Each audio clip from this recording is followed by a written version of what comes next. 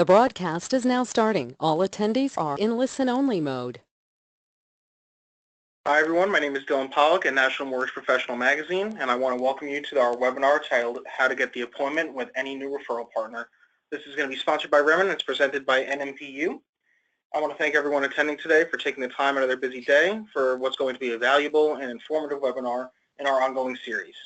I also want to thank Remen for sponsoring this and being able to get it out there for you guys to see.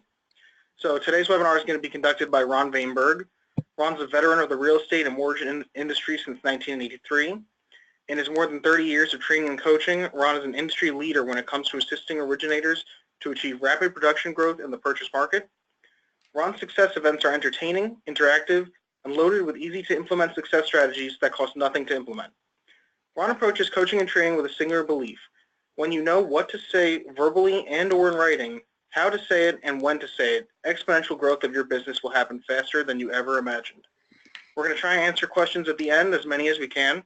Without any further ado, I'm going to turn things over to Ron. Hey Dylan, thank you so much, and thank you all for taking the time out of your busy schedule to be on this webinar today. I'm very, very excited to be here with you, and my goal is, in the brief time that we're going to be together, is for me to give you some very specific, easy to implement strategies that can help you to develop more relationships with new referral partners. Now, where I'll start off with is, as a trainer, as a coach in the industry, a lot of times when people start working with me, they're bringing, to my attention, there's so many loan officers out there. There's so many people that are just vying for, the realtors in the real estate community and the referral partner community, that I don't know how to stand out, or people are just doing things as far as I'll say some people are offering incentives or different things, which there's always the big question mark whether they're compliant or not compliant. And I'm not the RESPA police, I'm not the CFPB, I'm not HUD, I'm not any of those people. But we all know that there are people that are out there trying to do the right things, and I believe those of you that come to a program like this are, and then there are those that are looking to get around the way you're supposed to do things. Here's the most important thing. When you know what to say, you know how to say it, you can compete against anyone and you can win business.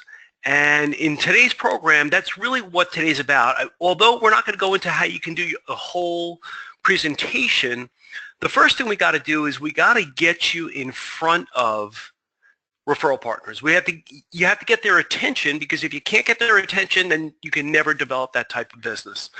So what we're going to cover today is we're going to learn how to get the attention of potential referral partners.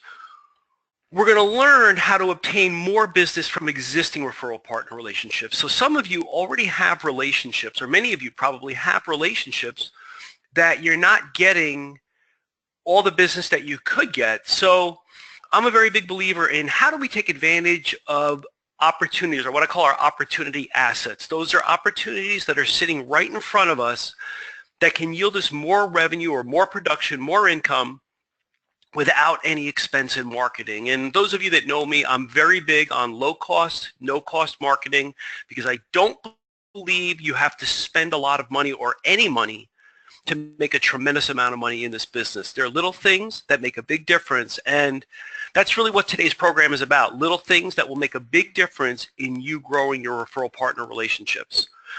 And then finally, I'm going to show you different ways to stand out from your competitors vying for the same business as you, or the same relationships as you.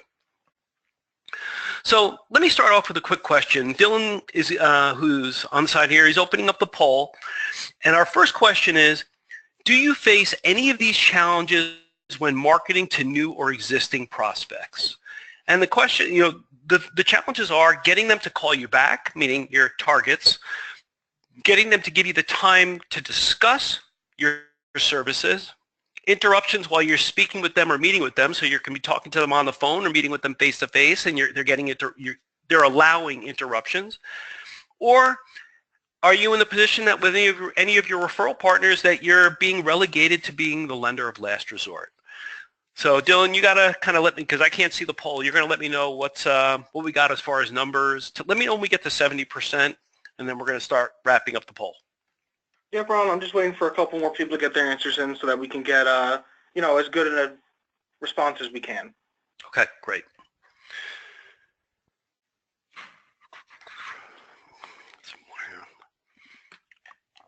How are we doing on the numbers? Okay, we're going to go ahead and close the poll now. Okay. So what we ended up with was 63% said getting them to call you back. Okay. 63% also said getting them to give you the time to discuss your services. 18% said interruptions while you're speaking or meeting with them. And 40% said being relegated to the lender of last resort. Okay, perfect. Well, first of all, thank all of you. Now, Dylan, is the poll? I'm still seeing myself. So is the poll? Are we back on screen? Yeah, we are. The poll is now closed. Okay. For some reason, I'm still seeing my camera. Okay, there it went. Okay. As far as the results, you said, Dylan, you said that there was 63% on the first two answers, getting them to call you back and getting them to give you the time to discuss your services, correct? Yes. And those are typically the two biggest challenges that loan originators face. And we're going to address that in detail. But also being relegated to the lender of last resort. What I'll do is, because it's really not part of this program, but what I want to do is I want to just throw in a strategy here for you that'll help address being relegated to the lender of last resort. And I'm going to discuss it now. I'm going to kind of go back to it a little bit later on. But what I want you to understand is that there's this thing that I call rules of engagement. And rules of engagement, what that means is that when we're talking about being relegated to the lender of last resort, usually that is created by the loan officer, not so much by the realtor or the referral partner, because you're meeting with a realtor. And those of you that know me, I'm very focused on realtor relationships. So in this context, even though I'm talking about referral partners, I'm going to be really focused or use the word realtor quite often. And when we talk about realtors, we have a meeting with them, and we're having a conversation with them, and they're going to give you the objections. I'm already working with someone. I have an in-house lender. I have people that I've been working with, or I'm a listing agent. And a lot of times, loan officers default to saying something like, I understand, well, if you have something that they can't do, give me a call. That's equivalent to asking them to take out the garbage. Now, I am not suggesting that you can't win a relationship that way, but the thing is, when you win a relationship being the backup, yes, you're going to prove yourself, but if you never have a conversation with that realtor about being the backup or not being the backup really, then what happens is you've relegated yourself to that. So let me give you an example. If a lender calls you, a referral partner calls you up and says, hey, I have a transaction, maybe you can help me out because they were turned down, or maybe they might not even volunteer that it was turned down. But if this is someone that you've been vying for and you haven't been able to get business and now all of a sudden you got a call, first of all, that is your first red flag to let you know that you have to ask more questions. You have to find out, great, I'm happy to see if I can do this. Have they applied elsewhere? That's a question you must ask. Have they applied elsewhere? Great. What happened? What was the problem? What was the challenge with the file? You want to investigate that. And then I would say something to the realtor. I say, look, I'm very, very excited that you're giving me this opportunity to look at this transaction. And I'm going to do everything I can to see if I can approve it, or I'm going to explain to you what needs to be done in the future in order to make them financeable, whatever it is to work it out. But Mr. Realtor, Mrs. Realtor, can I ask you a question? Are you going to judge me solely on my ability to do a loan that was turned down by somebody else? They're probably going to say no to that, which is what you want the answer to be. But what I want you to understand is by you asking that question, you're helping avert being the lender of last resort, because you're starting to set up the playing field a little bit differently. Again, that's not what this presentation is so much about, but since we have 40% of you that had said that you do face challenges of being relegated to the lender of last resort, I wanted to just kind of give you this bonus strategy to address that, to help you in avoiding it. There are other ways to avoid it, but that's just one way, not to just put it out there that you will be the backup if somebody else can't do a loan. You want to have more dialogue related to that. So I'm hoping that makes sense to you. So back into the main focus of this program, the challenges that typically loan officers face is finding the right prospective targets. Who are the right referral partners to get a hold of, how to get their attention, and the right things to say and do to get the attention of new and existing prospects. And then getting them to give you the time to talk. And talk, communicate, meet, whatever the case may be. Here's the first thing you've got to understand. Before we even talk about your existing clients, your existing referral partners, I want you to understand that everybody you reach out to, first of all, I already said it before, they're being bombarded. I have clients that I've been coaching for years, and they've even been saying that, there's loan officers coming out of the woodwork all over the place to, win or take away their referral partners. And the good news is that a lot of the loan officers out there don't know what they're doing. They're basically showing up and throwing up, and they're just, either throwing money at relationships, or they basically are doing what I call one and done marketing. So they're reaching out, and if they can't win the relationship the first time, they just move on. And a lot of them struggle to be successful. So the good news is that persistence pays. But what you also got to realize is everybody you're reaching out to, whether it's a realtor, attorney, accountant, financial planner, it doesn't matter. Everybody, and you may have heard this expression, listens to a radio station.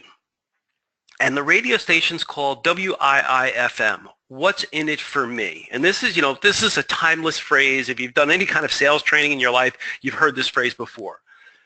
But it's relevant because I want you to put on your consumer hat for just a second. When you, and by the way, this is a very important point, because what a lot of loan officers do is they wake up in the morning, they put on their originator hat, and they forget what it's like to be a customer or a consumer or on the other end.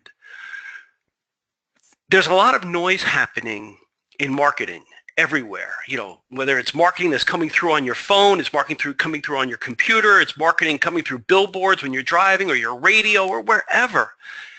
And, even if you're listening to, Spotify or any of these other free services, if you're not paying for premium, you're getting marketed to. So there's a lot of things that are coming at people, so we become numb to this. So we're only going to respond as a consumer, and a referral partner is a consumer because they consume your services. They're saying, what's in it for me? So I'm going to be showing you how to position yourself a little bit differently, but I want to make sure you understand why certain things work and why certain things don't. And you have to remember that everybody's trying to understand, where's the benefit to me? So a lot of loan officers will talk about products. So I'm going to give you another example. I have a client where they tend to have a little bit more liberal underwriting. So, and now when I say they have a little bit more liberal underwriting, they're underwriting, they're companies that'll do more, they're companies that'll do less. So if the typical lender, or quote, if we're talking government financing and the ratios are 41 or 43%, and this client will go up to 49% on a regular basis. Now you might be saying, well, Ron, we do that too. That's great. But here's my question.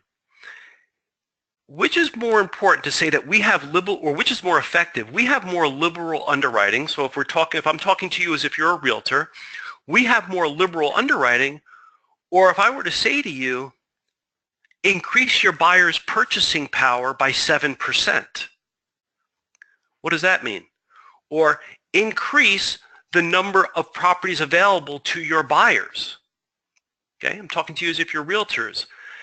That becomes more what's in it for me if I'm a realtor. So I'm throwing this out there because you have to understand it's not about ratios. It's about What does it do? What do you do that helps your target audience be more successful or make more money? Now you might say, but Ron, everybody does that.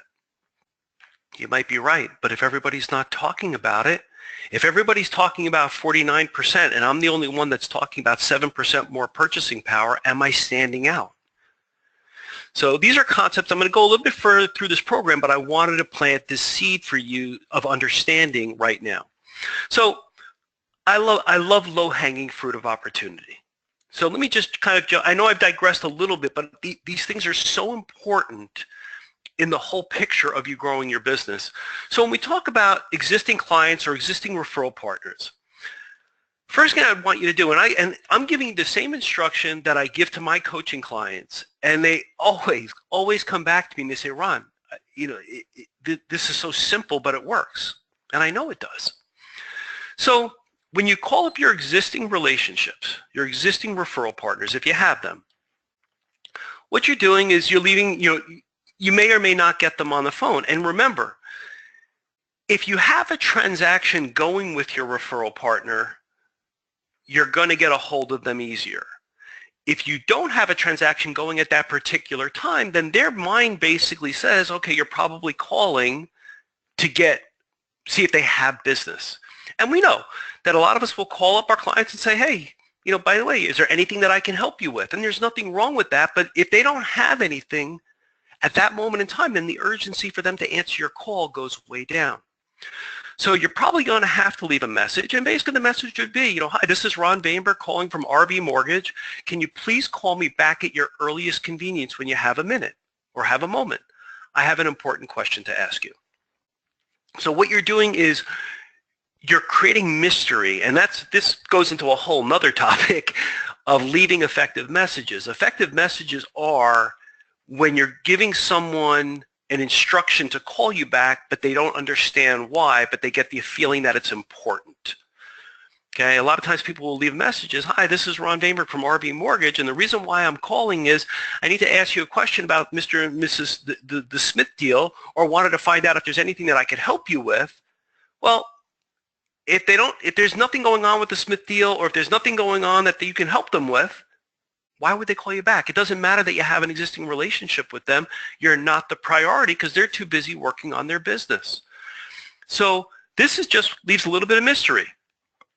Now, when you get people on the phone, first of all, the best way to have communication, this is a side note, because when you study communication, okay, the most effective way to communicate with people is face-to-face. So whenever possible, you want to parlay this phone call into a face-to-face meeting with your referral partner. If you can't get it face-to-face, then the next best thing is video meeting. So using, if you have an iPhone, using FaceTime, or you can have a Skype app on your phone, or you can have Skype on your computer. More and more people now are accustomed to using video communication. But what's surprising is, and I find this in my travels, very few loan officers utilize this with either their referral partners or their clients. And there's really no disadvantage to using any type of video. There's many advantages, because if you ever studied what's called NLP, neuro-linguistic programming, it breaks down the different levels of communication. And words represent 7% of communication, tonality represents 38%, and body language represents 55%. So even as simple as watching me on this screen. Now, ironically, I can't see myself. I'm just seeing a little red dot on my computer, and that's where I'm focused on looking for the most part. You're seeing me, and my question to you is, does seeing me help or hurt the presentation? I'd like to believe that it helps our presentation, because now you're putting a face with a voice, and you're also seeing my mannerisms, my gestures, and there's a higher level of communication. So many times, and I'm stressing this, and you're probably saying, Ron, okay, get on with it. Here's the thing. we get caught up with these things where we just start texting and emailing, and we don't necessarily talk nearly as much as we should.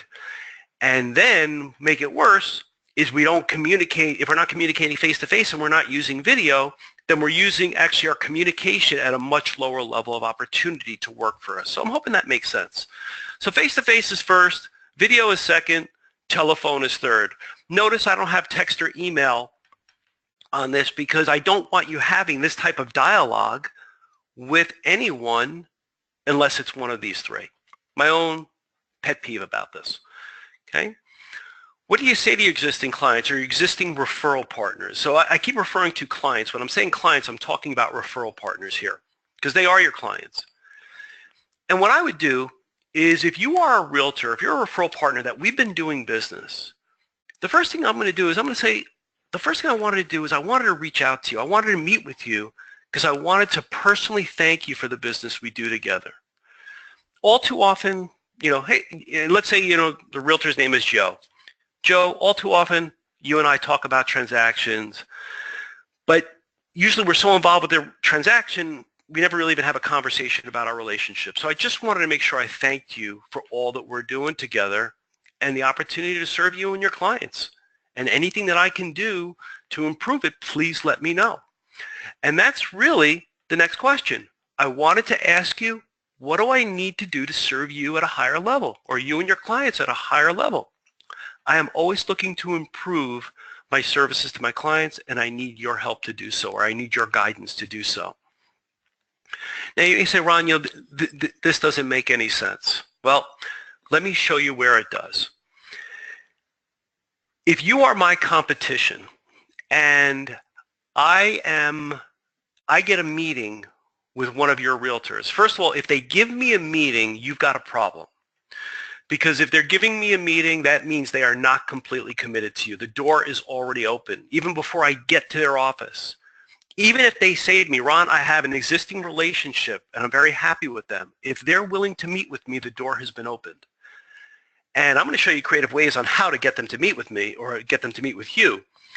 But when I'm at that meeting and I say to your referral partner, because they're not mine yet, they're yours, they're your realtor. And if I say to them, can I ask you a question?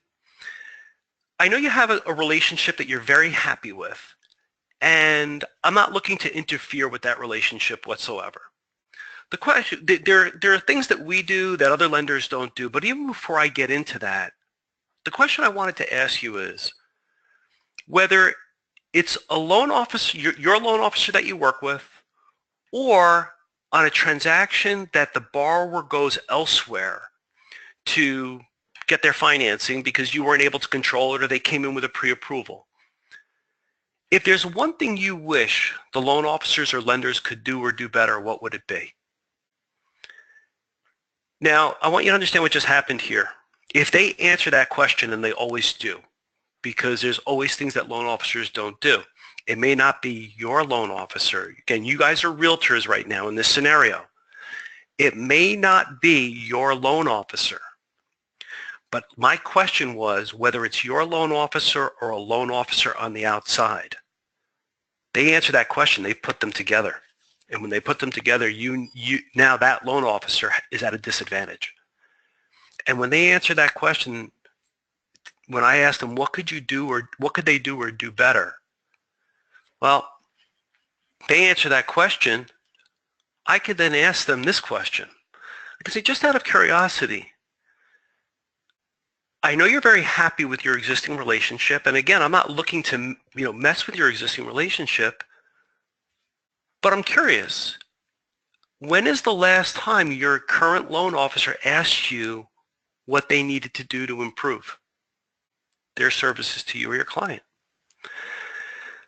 Every time the realtor answers that question, they'll say never, or it's been a long time. And I just say, okay, that's it. I don't have to say anything else. Because here I am asking them, I'm a realtor, a loan officer they don't even know, and I'm asking them, when is the last time your loan officer did that? Here's my point. You have an existing relationship, and if I get an appointment with one of your existing referral partners, or your competitor gets an existing with one of your referral partners and asks this question, and you don't ask this question, you're placing yourself at a disadvantage. The other thing that also happens is the benefit of this is that when you ask this question, you're showing your existing referral partners that you're always looking to elevate your game, and you're also increasing presence of mind, that the likelihood of them referring business to you goes up.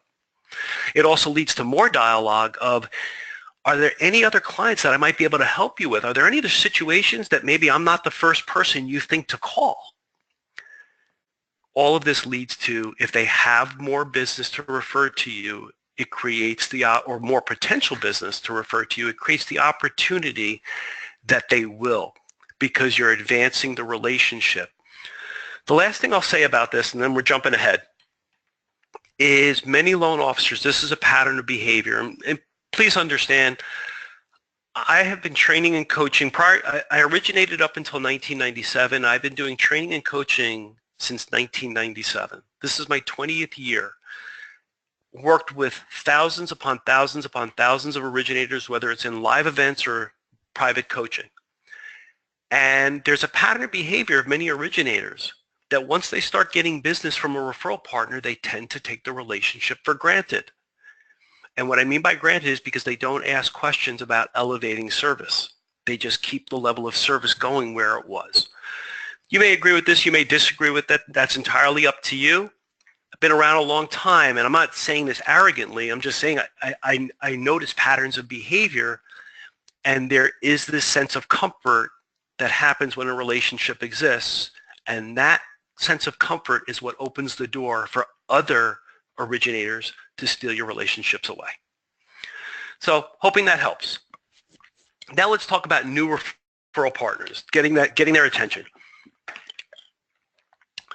By the way, you can be sending in questions while I'm presenting. Dylan's going to be going through those questions. We're not going to be able to get to all of them, but any question that I don't answer at the end of this webinar, I will be sure to contact you directly and send you back that response after this webinar. So feel free to send them in. We're going to have a little bit of a Q&A at the end, and then anything I don't get to, I'll be sure to respond to. Okay. The most common loan officer mistakes that are made in marketing: poor marketing headlines, selling product or service. Notice that's in quotes. A lot of loan officers use the word service. Well, I've never heard a loan officer go to a realtor or a referral partner and say, hey, my service sucks, but use me anyway, or give me a try. Everybody's promising great service. Product, yeah, we can be a little bit more unique sometimes in product, but for the most part, we're all kind of selling the same things now. The difference is, and go back to that qualifying ratio, what's the difference between 49 back ratio or 7% more purchasing power? It's not what you say. I'm sorry, it's not the product. It's about how you present the product and the benefit to your target audience. On the service side, loan officers promise great service, but do you think a realtor has ever been burned by a loan officer saying they get great service? And the answer is yes. Any realtor who's been productive and been around long enough, they've been either lied to by a loan officer or they've had a loan officer make a mistake unintentionally. Bad pre-approval, whatever it could be. So the word service doesn't carry a whole lot of weight. So I just want to make sure that you understand that service doesn't really, it doesn't really help when you're presenting it. This is a big one. You might want to write this down and put an asterisk next to it. Not finding out your client's pain, your referral partner's pain. Think back to the question that I had you ask your existing relationship. When you ask them, is there anything that I can do, what can I do to elevate my level of service? Or when I gave you the example, when I went in and I said, is there any, have they ever asked you this question before? Or when's the last time they asked this question? Or if I were to ask this question, I get a meeting with your referral partner and I ask them, if there's one thing you wish your current loan officer or the other loan officers could do or do better, what would it be? That's a pain point that opens the door. Scheduling the right time to speak. This is a big one. think about it this way. If you're in a relationship, have you ever, you were going to your significant other, you were about to bring something up, whatever it was, I don't know, good, bad, doesn't matter, but you all of a sudden you look at their face and something in your brain says, Ron, now is the wrong time to bring this up. Now, granted, some of us are stupid and we keep going with our conversation and it never goes well. But most of us, our brain says, now's not a good time. So we just say, oh, so how's it going? How was your day? And, you know, whatever it is. And we look for the right time to bring up whatever it is. I give this example because so many times loan officers are so focused on their own agenda that they disregard what might be going on in someone else's world. You know, if somebody's, you know, really frazzled or going crazy, for example, when I'm coaching, every one of my clients, just by how they say hello to me, whether they're calling me or I'm calling them for the coaching call, just by how they say hello, I immediately know what direction I might have to go, because I detect the energy level of, you know, their words, their tonality. I'm not seeing them face to face, but unless I'm doing a visual, but I immediately detect it in their tone, which is 38% of communication. And I'm like, okay, I'll say, what's going on? What's happening? Something not right. And I know I have to shift their mindset very quickly so we can go on with our coaching call. Because if they're not in the right mindset, then what I have to do is I have to get them in the right mindset so we can move forward. It's the same thing. You call up someone who is, you know, in the middle of 20 different things, you know, or better yet, here's another example, going to an open house. I'm an advocate for visiting realtors at open houses, but what is the mindset of a realtor at an open house? It's not to develop a relationship with a loan officer. The first thing they're wondering is, why are you there? Then the moment that, you know, they're realizing that you're there trying to win their business, that's not the right time to speak about winning their business. All you want to do is make it short and simple and plant a seed. So I'm going to go back to the same example as I gave before. And you might say, you know, this 7%, you know, purchase power may not be something you can do based upon your company, but everybody has their unique position to offer. Here's my point. If I'm at the open house and, you know, I go to the realtor and say, hey, my name is Ron Bainberg. I'm with, you know, Ron Bainberg Mortgage. Very nice to meet you. I wanted you to know I came here specifically today to meet you because I knew you'd be holding this open house. And they're going to be like, oh, okay. And I'll say, look, I know your focus here today is working with people who are coming in. The reason why I wanted to meet you is I just wanted to find out if there was a way that I could show you how you can potentially increase the purchasing power of every buyer you work with by 7%. Would that increase the number of homes that your buyers could potentially purchase? Well, the answer is obvious. The answer is yes. And if they say yes, you say, great. When can I follow up with you to schedule 5 minutes to meet with you? I promise you I won't waste your time. But in 5 minutes, I'll show you how we can increase virtually every one of your purchasing power, your buyer's purchasing power, by 7%. So my goal is, the headline was the 7%, and then I'm going to be trying to create the right time to speak.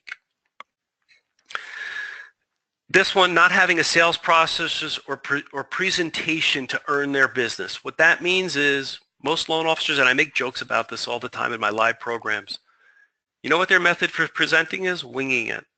Their method for success, their business plan, is winging it. So there has to be a process that you work with. And then lastly is never created a position. So I've been talking about this 7%, you know, position. Someone might have a position of using a state bond program, or somebody might have a position of VA, or there could be any position. It doesn't matter if your competitors have the same program. It's how you present it. And this is all part of how you're getting people's attention. So moving forward, we got another quick question for you. Dylan, you ready to open the poll?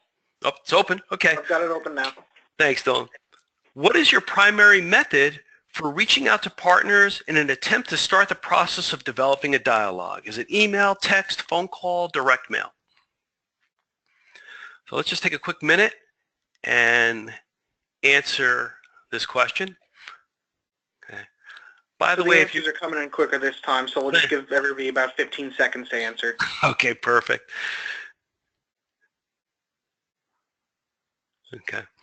I did see one question come in because I'm just looking at the chat window. Someone asked, I apologize, I don't see the name, that asked, will there be a copy of the scripts that I'm saying? You're not getting a copy. Well, Dylan, let me ask you a question. Well, no, never mind that. There's not going to be a copy of the scripts, but Dylan is going to be sending out to all of you that are attending a link so you can watch this webinar again. So you can play through it as fast or slow as you like and be able to get everything down. So great question, and you'll be able to also get a copy of the PowerPoint.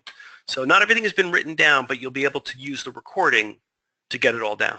Dylan, how are we doing on the poll?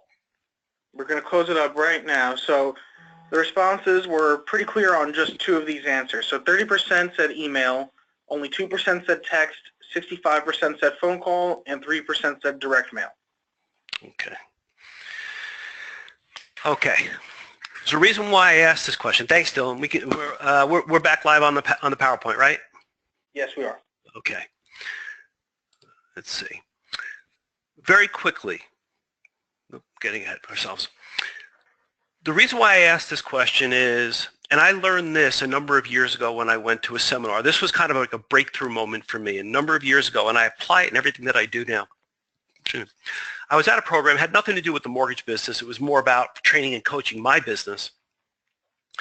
And there were 300 people that were in this room. It was a live seminar being held in Los Angeles. And the speaker was asked, he goes, how do you get 300 people in a room to attend a program? And the speaker basically looked at the audience, he laughed, and he goes, I have no idea how to get 300 people in a room. And I'm looking at him like, what? I don't get that. And he laughed. He goes, I know 10 different ways to get 30 people in a room.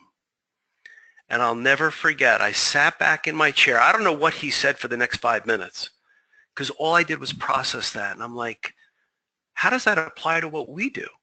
Well, some people will respond to email. Some people will respond to text. Some people will respond to phone calls. Some people will respond to direct mail.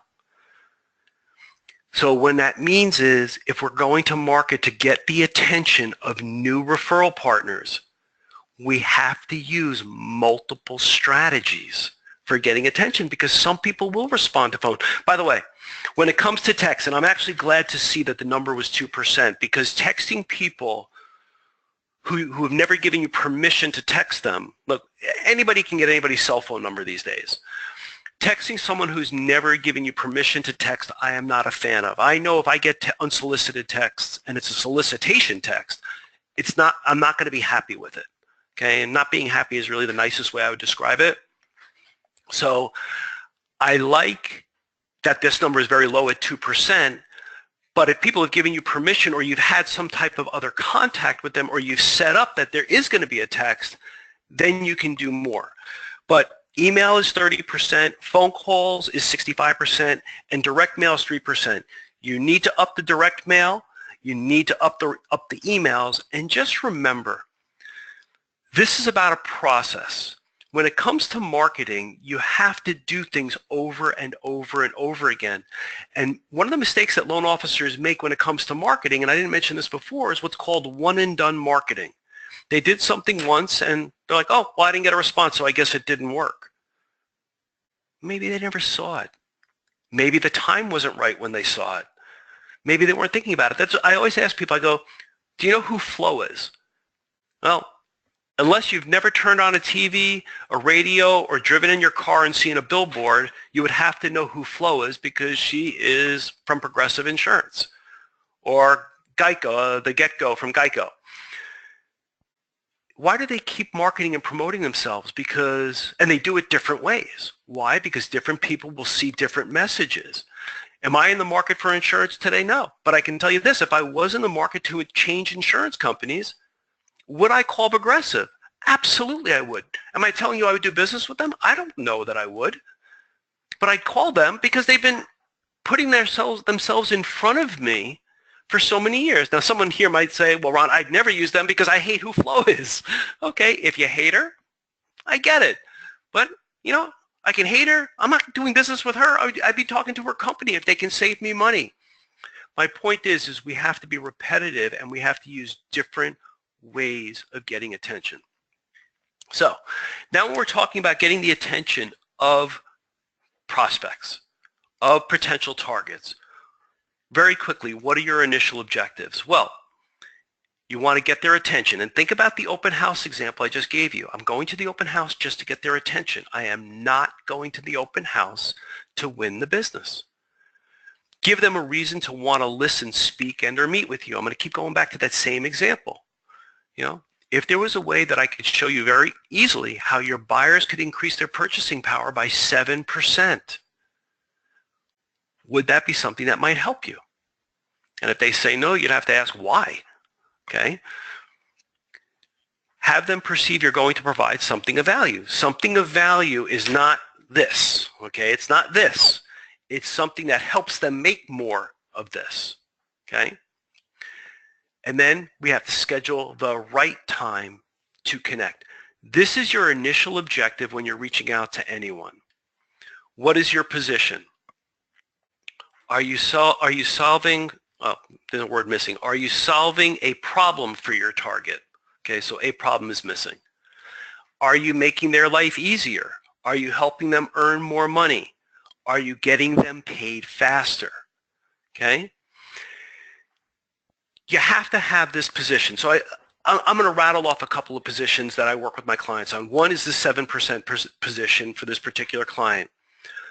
Another thing that I'll do with my referral partners, because like, you know, they'll always say, Ron, I've got the same products as everybody else. I'll say, okay, not a problem. I'll say, what's the fastest you've ever closed a loan?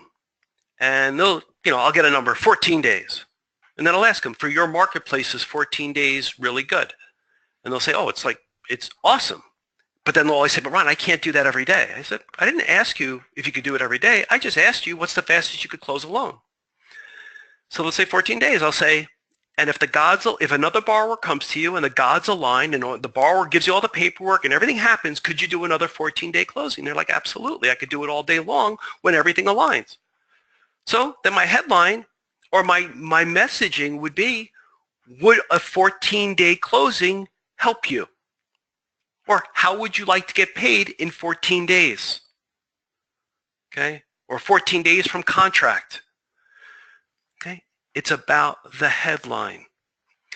It's not how would you like to get paid in 14 days, and then a sub-headline, but only if your borrowers give me all the documentation up front and the contract signed and the appraisals. I want you to think what marketing is. It's about getting attention. It's no different than when you see an advertisement for a car commercial, okay, and you can get the Jeep Grand Cherokee for $299 a month. Okay, I have a loaded Jeep Grand Cherokee, but when I went into the dealership, even a base model, I wasn't walking out of there with $299. If you look at the advertisement, it says for very qualified lessees. Okay, well, I'm a very qualified lessee, but the mileage that they had on that lease wasn't going to work for me. I'd be over their mileage limitation in about 3 months. My point is that $299 was the headline. It gets people going in the door, and then you work out the details, and it's the same thing here. Don't get caught up in the weeds. Don't get caught up in the minutia. It's about the broadcast and then finding out how best to meet your client's needs. I hope this makes sense. And the reason why I'm stressing this is because this is where so many originators get caught up. They get caught up in the weeds. They get caught up in the details. The details are not relevant until there's a borrower for you to talk to. There is no such thing as a 14-day closing if there is no borrower. There is no such thing as a 14-day closing if there isn't a contract. It's about a conversation starter. Hope this is making sense. I'm hoping you're finding this helpful. Headlines. So if we're talking about whether it's in writing, whether it's whether it's direct mail. Okay, don't you hate it when, so we're talking about possible solutions. Close 2 more transactions every month with. So now maybe you have, this, or increase buyer purchasing power by 7%. Close in 14 days. Generate 2 more listings per month with 0 marketing expense. You might say, Ron, I'm an originator. How am I going to do that? Now, I'm not going to go into this program, because I don't have time anymore. But can you help an agent get more listings when they are doing an open house? In fact, let me give it to you real quick. Okay? You have an agent that's doing an open house. If I'm going into an open house with an agent, or I'm meeting an agent at an open house, I'll ask them. I know I said I didn't have time to do it, but I'm rushing it. I'd ask the agent, I'd say, just out of curiosity, have you ever figured out, or have you ever worked your open house to increase listings? And they're going to be like, what are you talking about? And I'll say, well, if I could show you a way to increase listings by doing this open house. And they're going to say, would that be helpful? And they'll say, sure, how do you do that? And I'll say, well, what we would discuss is doing what's called a neighbors only open house. And then we go into how we market to the neighbors about the open house, but we isolate them away from the main open house. I don't want neighbors coming in at the same time as buyers are coming in, because then it's mixing the two. So there's a way of putting on a neighbors only open house, and you could be one of the loan officers that helps them market that with no marketing expense. A lot of little things that get people's attention and gets you more business.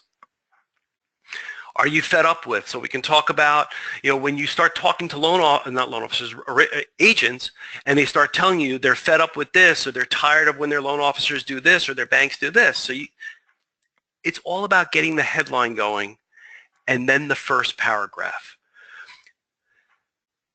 The headline gets them started. The first paragraph keeps them going. So what you want to make sure in any of your marketing pieces, these are things that I help my clients with when we're doing create marketing pieces and direct mail pieces or emails, in which I'm helping them write the content for their outreach to developing referral partner relationships. But what I want you to understand is when we're talking about the first paragraph, the first paragraph has to answer the question, what does this mean to me and why should I keep reading? So when you write out whatever your messaging is, read that headline and read that first paragraph and ask yourself, what does this mean to me? If I'm a realtor, or whoever I am, I'm the target, why should I read? What does this mean to me, and why should I keep reading?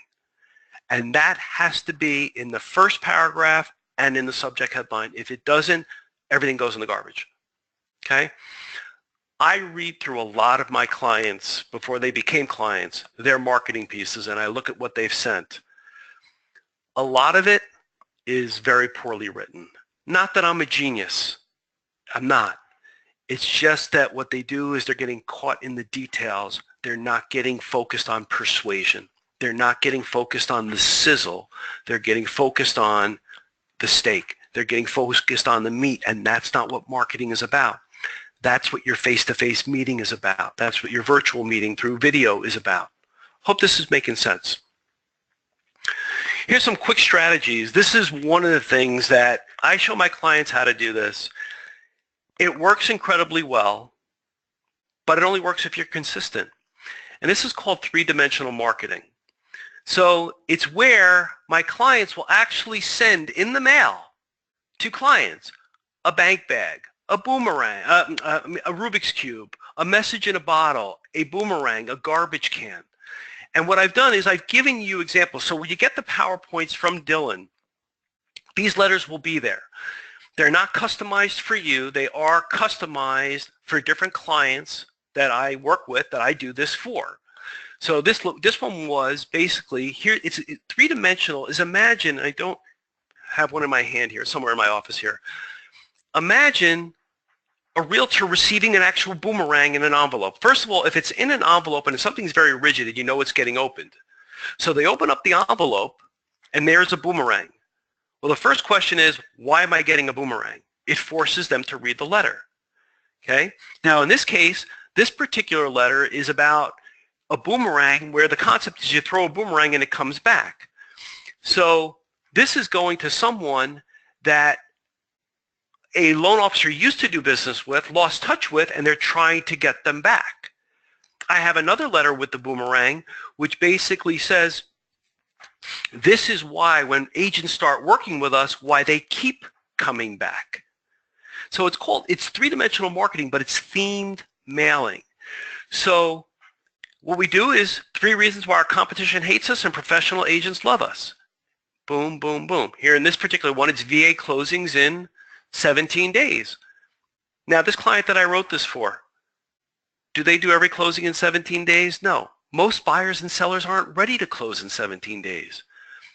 But the highlight to the realtor is it can be done. Okay? Now, before I go any further, if you want to get involved with three-dimensional marketing, don't expect that you're going to send out 100 boomerangs and you're going to 100 agents to call you. You might get 0 phone calls. But when you call up that agent and you said, hey, this is Ron Vainberg, I'm the person who sent you the boomerang, you are far more likely to get conversation engagement. It's interesting. I have a brand new coaching client.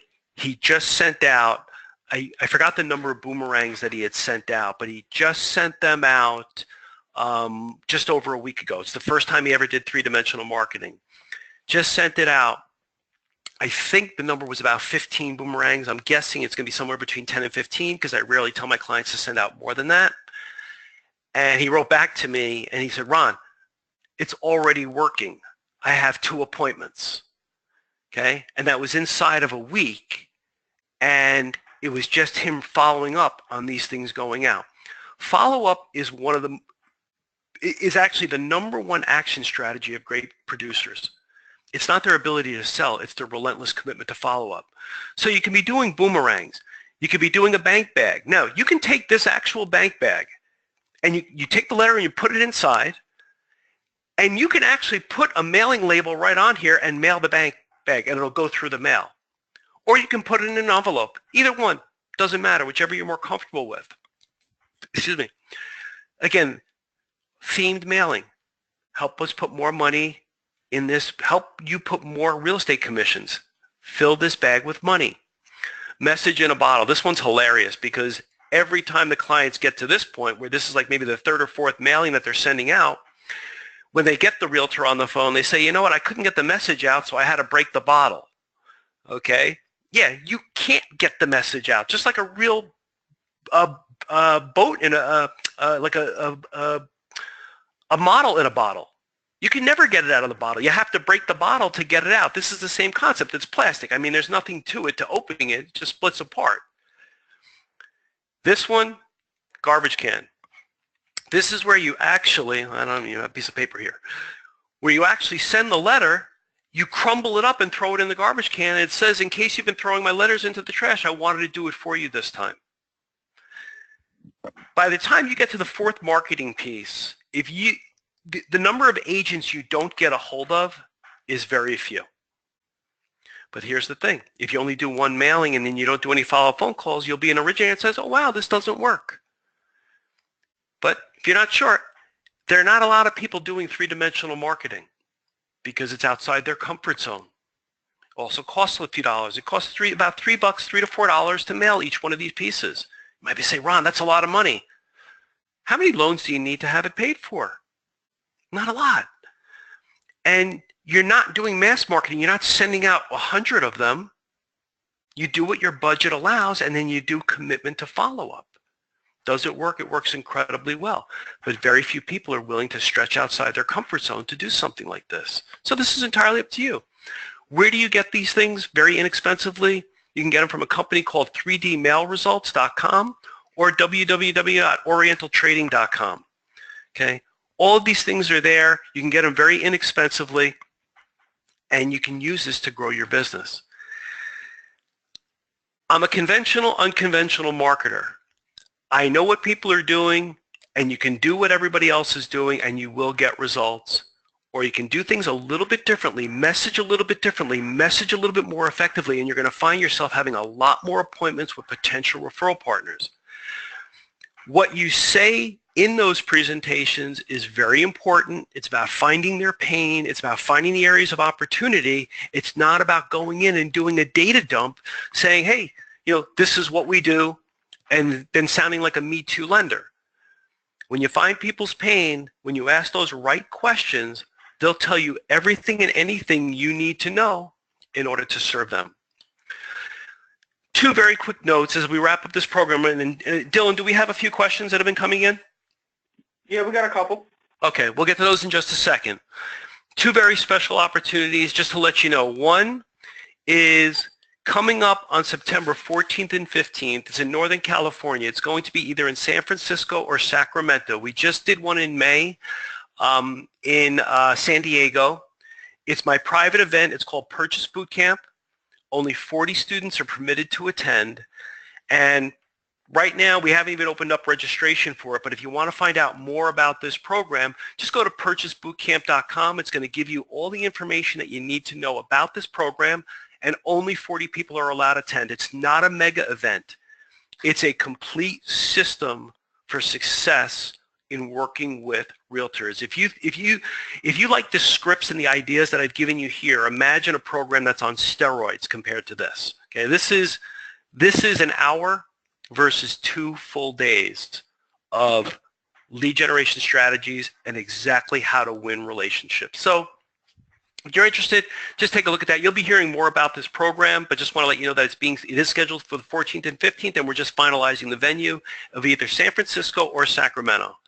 And then finally, if you've ever thought about a coach, first of all, I'm the only coach in my company. I do not have a one-size-fits-all coaching program.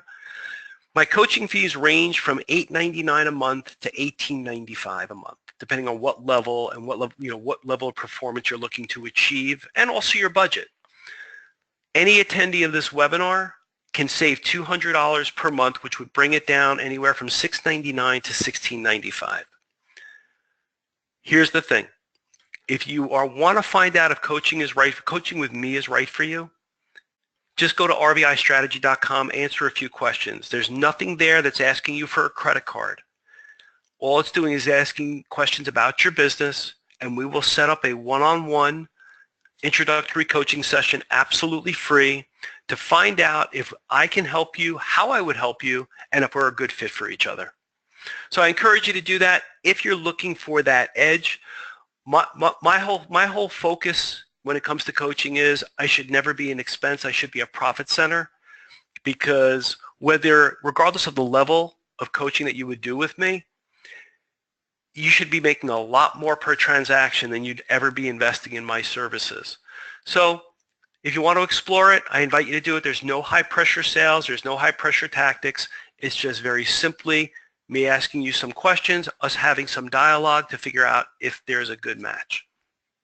With that, before I go to the questions, I want to thank Remen for sponsoring this program. I want to thank Dylan, thank you for helping me out on this program. And I want to thank all of you for attending. So any of you that want to stay on for the question Q&A just to hear what my answers are to some of these questions, please do. For those of you that have been on for this whole program, thank you for being with me today, and I'm hoping our paths will cross in the future. Dylan, what do we got as far as questions? All right, so we got a couple here. One of the first ones was, do you have any great openers for if you're cold calling realtors? Do I have any great openers if I'm cold calling realtors? Well, I mean, if you look back at some of the headlines that I put in this webinar, those are openers too. I'm not a big fan of cold calling realtors. I know that there are coaching programs out there that they want you making 50 calls a day or whatever the hell it is. I have a different approach to success. My approach is very simply this. And again, the answer is in the webinar as far as headlines. Do I have the golden phrase? No. But if you think about in a military context, okay, those of us that are older will hopefully know this reference. There's an expression called carpet bombing.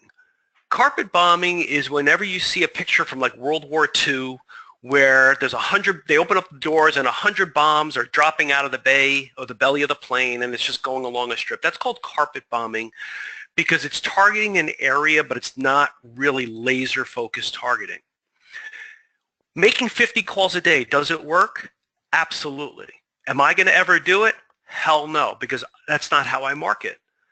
I do laser guided bombs where I pick my targets. So if we're doing, 3D marketing, I'm not just sending that to any agents. I'm sending that to the producing agents that I've done my research on that I want to develop relationships with. I don't want to be doing business with the 1 or 2 deals a year person. I want to be doing with the producers who have the ability to become kind of an annuity for me where we're going to continue to do business. So I like in the laser focused marketing is where whether I'm doing email, whether I'm doing direct mail, when I'm doing phone calls, they're all combined with the similar message. So it may not be the answer you were looking for because there is no silver bullet, and I just wanted you to understand that. Okay? Next question, Dylan. All right, so Mitch had a question. He wants to know, and I'm not sure if this could be a little specific, could the marketing items be considered a RESPA violation as they are a, quote, thing of value?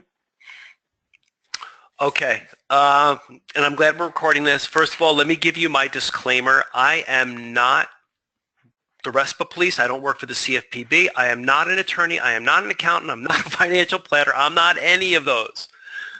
But, okay, in my opinion, you sending any of these items, it is not a thing of value because what is the value to them? What is that plastic? What is that value? Is that the same thing as sending them an iPhone or a Mont Blanc pen? That there's a difference between a marketing piece and a thing of value. And I cannot see how in any way, shape, or form, again, I'm not an attorney, and that's a great question. I've never had anybody ask it of me, and I would say ask your compliance department, but me and compliance departments don't necessarily get along all that well because a lot of things that they say aren't compliant are.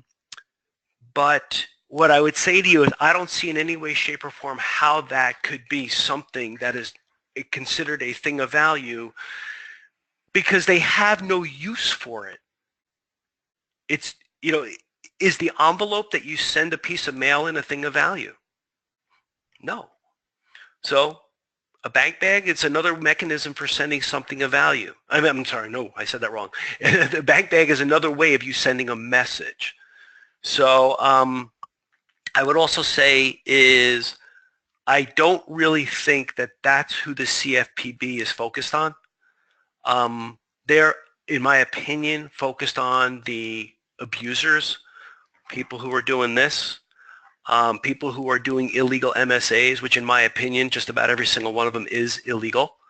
I've yet to come across one that the realtors actually honor their portion of the agreement that's required in the agreement. My own personal experience.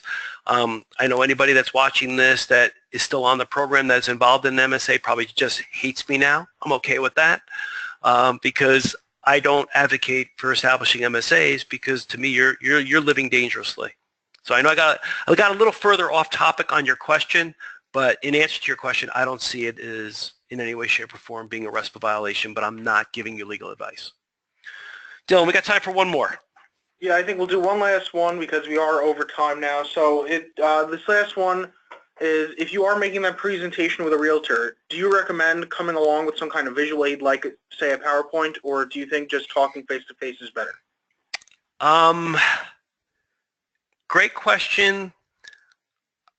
I'm not big on doing a PowerPoint presentation in your first meeting. I'm very more consultative and in my way of presenting. Obviously, I'm doing a PowerPoint here, but what I teach my clients is when you get involved in a PowerPoint, first of all, if you don't design the PowerPoint properly, it's going to work against you, not for you. Two, what happens is more often than not, PowerPoints are become dump fests. They're not questions. And to really find out what you need to do to win the business, you have to be great at asking questions. In fact, I teach all of my clients, if you want to be great in sales, let me teach you the questions that will revolutionize your business. Because if you want to be a great salesperson, all you have to do is know how to ask the right questions. When you can ask the right questions, you'll never have to worry about your next paycheck. So I'm not a big fan of doing a one-on-one PowerPoint presentation. It does look more formal, but usually the design of the PowerPoints is poor because it looks nice, but it's not doing what it needs to do to connect you to that person. Hope that makes sense. With that, I apologize, a couple minutes over time, but we had over 500 people on this webinar today, and the bulk of you are still on. So thank you for staying the extra couple of minutes. And I'm going to make sure, Dylan, you're going to get me all the other questions that I didn't get to, and I'll make sure I get those answered. And if you want to find out about coaching, just go to RBIstrategy.com. No obligation, no high pressure. Let's just find out if it's something that works for both of us. With that, I want to say thanks for being here. Thank you, Remen, and we'll see you all soon. Take care. I think Ron said it all. The last thing I want to remind everybody before we say goodbye is that we will send out the recording of this and that you will get a copy of the PowerPoint tomorrow in an email. So thank you on behalf of NMP, and thank you to Remen, and thank you to Ron for the excellent content. And I hope everybody has a great day from here. Thanks, Dylan. Take care, everybody.